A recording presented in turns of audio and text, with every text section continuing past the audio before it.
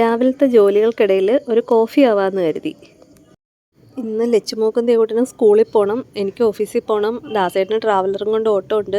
അങ്ങനെ നല്ല തിരക്കാണ്. അതിൻ്റെ ഇടയ്ക്ക് ഞാൻ വീഡിയോയിൽ ശ്രദ്ധിച്ച് എൻ്റെ ജോലിയിലുള്ള സ്പീഡ് കുറയും, എല്ലാം ആകെ അവതാളത്തിലാവും. അതുകൊണ്ട് കുറച്ച് ജോലികളൊക്കെ വ്ളോഗിൽ വന്നിട്ടുള്ളൂ കേട്ടോ. രാവിലത്തെ ബ്രേക്ക്ഫാസ്റ്റിന് ഇടിയപ്പവും മുട്ടക്കറിയുമാണ്. അപ്പം ഇടിയപ്പത്തിനുള്ള മാവ് കുഴയ്ക്കുന്നതിനുള്ള വെള്ളം ചൂടാക്കാനായിട്ട് വെച്ചിട്ടുണ്ട്. അതിനോടൊപ്പം തന്നെ കോഫിയും വെച്ച്. ഞങ്ങൾക്ക് രാവിലെ ചായ വേണമെന്ന് നിർബന്ധമൊന്നുമില്ല. ചിലപ്പോൾ കോഫി ഉണ്ടാക്കും, ചിലപ്പോൾ ചായ ഉണ്ടാക്കും.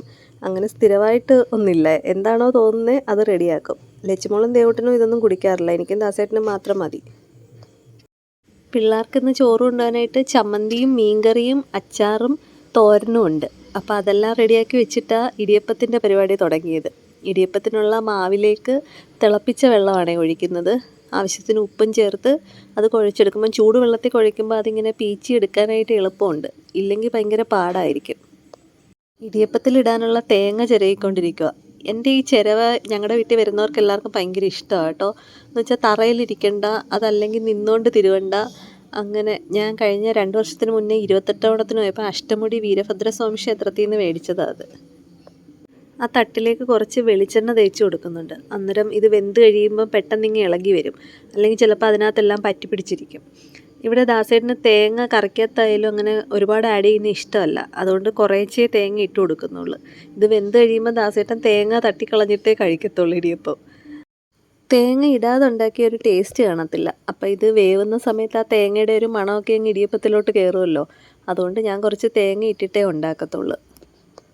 ഞങ്ങളുടെ വീടിനടുത്ത് റോഡ് പണി നടക്കുന്നതുകൊണ്ട് സ്കൂൾ ബസ് ഇതിലേ വരത്തില്ല, അങ്ങ് ജംഗ്ഷനിലോട്ട് ചെന്ന് നിൽക്കണേന്ന് പറഞ്ഞ്. അങ്ങനെ ജംഗ്ഷനിൽ ചെന്ന് നിൽക്കണമെങ്കിൽ 9 മണിയൊക്കെ ആയിട്ടേ ബസ് വരത്തുള്ളൂ. വീടിനടുത്താണെങ്കിൽ 8:30 ആകുമ്പോഴത്തേക്ക് വരും. അങ്ങനെ അവരവിടെ റെഡി ആവുന്നുണ്ട് പിള്ളേർ.